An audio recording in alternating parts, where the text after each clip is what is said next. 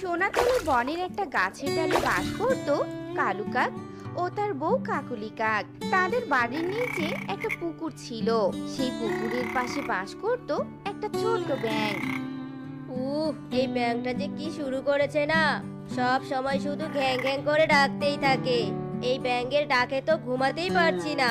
বউ, ও বউ, ওই ব্যাংকটাকে গিয়ে চুপ করতে বলো তো, আমার মাথার পোকা খেয়ে নিচ্ছে একেবারে। আমারও তো অসহ্য লাগছে, দাঁড়াও দেখাচ্ছি মজা ওই ব্যাঙকে।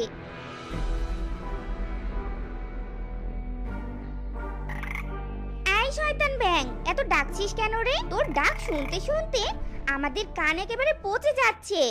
এতে আমি কি করব বলো তো? আমাকে তো ডাকতেই হবে। তোমরা পাখিরা তো ডাকো, তাহলে আমরা ডাকতে ক্ষতি কি বলো? ক্ষতি কি মানে? তোদের ডাক আর আমাদের ডাকের মাঝে রাত দিন তফাৎ আছে, বুঝেছিস?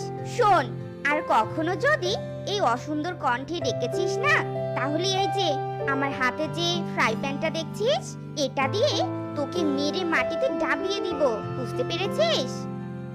দেখো, আমি চাইলেই আমার ডাক বন্ধ করতে পারবো না, কারণ এটা সৃষ্টিকর্তা প্রদত্ত, বুঝেছো? কি? তুই আমার কথা শুনবি না? দাঁড়া, দেখাচ্ছি মজা। আমার মুখের উপর কথা বলা বের করছি। ও, আমাকে মেরো না, মেরো না আমাকে, আমার লাগছে।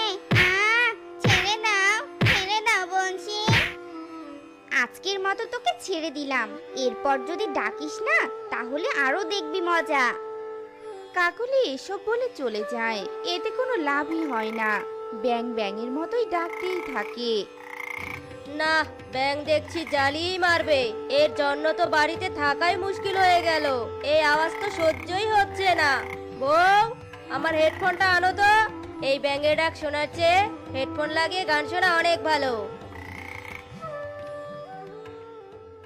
কালু কাক হেডফোন কানে লাগিয়ে গান শুনতে থাকে, কিন্তু তাতেও কোনো লাভ হয় না। ব্যাঙের ডাক আরো তীব্র হয়। দূর বাবা, গান কি শুনবো? গানের চেয়ে তো ব্যাঙের ডাকই বেশি শোনা যায়। না, এর একটা ব্যবস্থা করতেই হবে। যে করেই হোক এই ব্যাঙের ডাক বন্ধ করতেই হবে, না হলে এই বাড়িতে আমরা টিকতেই পারবো না। এসব বলে কালু বাহিরে আসে আর কিছু পাথর কুড়িয়ে নিয়ে তাদের ঘরে জমা করে রাখে। শোনো বউ, এখন থেকে যখনই ওই ব্যাঙ ডাকবে, তখনই এই পাথর ব্যাঙের দিকে ঢিল মারবে। তখন পাথরের আঘাত পেলে ও এমনিতেই ডাকা